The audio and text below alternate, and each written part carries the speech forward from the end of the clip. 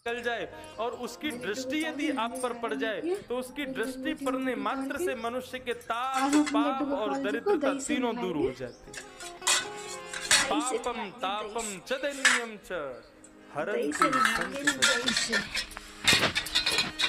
दही से नहारे, मैं और आप कथा में बैठे हैं, इसमें भी संत दर्शन का बहुत बड़ा फल है। श्रीमद् भागवत कहती है दही से नहारे, दही से शुश्रूषुभिः, हमारे पूर्व जन्म के कर्मों का फल है कि हम कथा सुनते हैं। दही से नहा रहे हैं, अपनी गंदगी उतार रहे हैं अपने शरीर की। तब श्रीमद् भागवत में बताया गया गोरे हो जाएंगे दही से नहा के। पूर्व जन्म में हम लोग कोई संत नहीं थे, मुझे डुबकी लगा रहे हैं। लेकिन हाँ, जिस समय सूरदास जी, तुलसीदास जी आदि जैसे संत रहे होंगे, उस समय हम लोग आसपास के गली मोहल्ले की कोई ना कोई व्यक्ति शैम्पू से नहाएंगे। और यदा कदा कभी ना कभी सूरदास जी के सामने से, तुलसीदास जी या किसी भी दिव्य संत के सामने से हम लोग गुजरे होंगे, उनकी दृष्टि हम पर पड़ गई होगी और उस दृष्टि का परिणाम यह है कि इस जन्म में हम लोग कथा श्रवण कर रहे हैं। भगवान की कथा हमारे जीवन में। ये मैं सोच रहा हूँ ब्याज जी ऐसी ऊंची फेंक रहे हैं। आज ही नया बनाया शुश्रूषुभिः,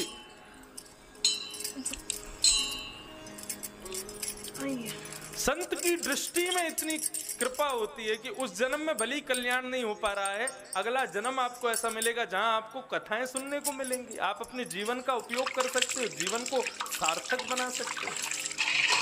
इस संत दृष्टि का परिणाम।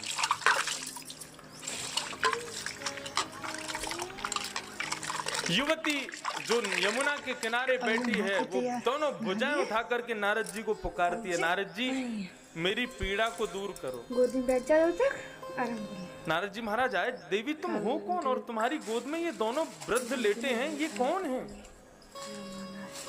तब वो युवती अपना परिचय देती है और परिचय देते हुए कहती है, नारद जी अहम भक्ति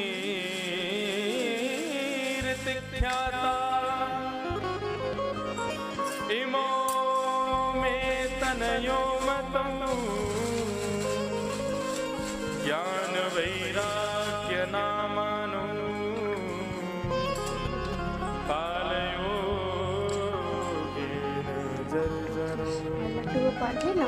मैं भक्ति हूँ और ये मेरी गोद में जो दो वृद्ध लेटे हैं, ये कोई वृद्ध नहीं है, ये दोनों मेरे पुत्र हैं, ज्ञान और वैराग्य।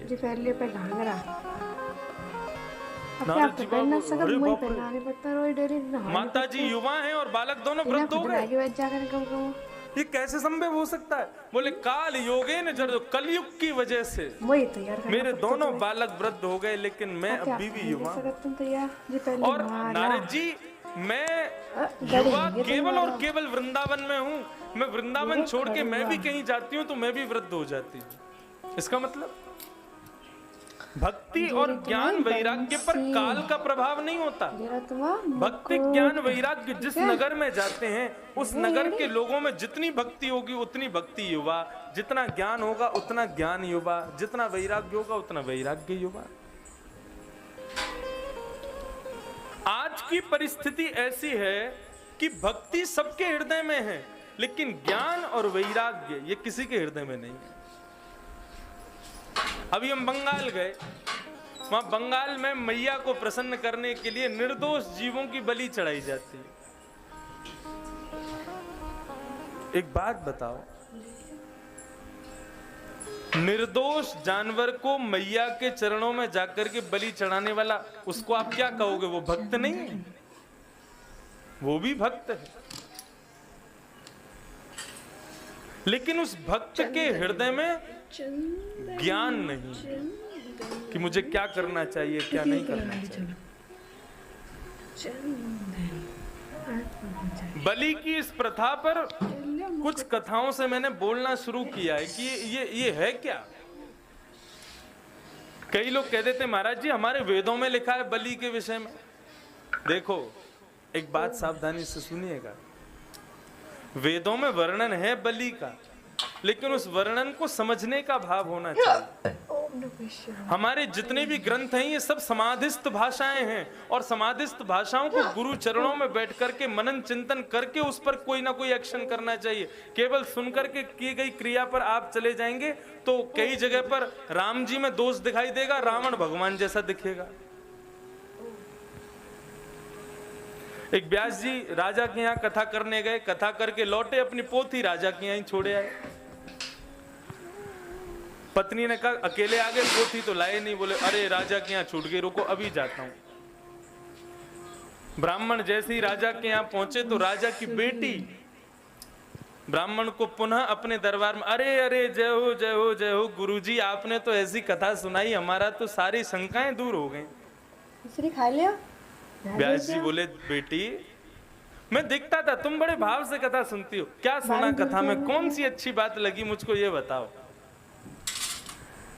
बेटी बोली महाराज हमको तो कथा में आपका वो प्रसंग अच्छा लगा जहां पर अर्जुन सुभद्रा को लेके भाग जाता है, ब्याह कर लेता है। अच्छा मतलब, बोले मैं बड़ी हो गई हूं, पिताजी को चिंता हो नहीं रही मेरे ब्याह की, अब पिताजी को चिंता नहीं है तो मैं क्या करूं। मैंने आपकी कथा से प्रेरणा ले ली कि जैसे सुभद्रा अर्जुन के साथ भाग गई ऐसे मैं भी किसी के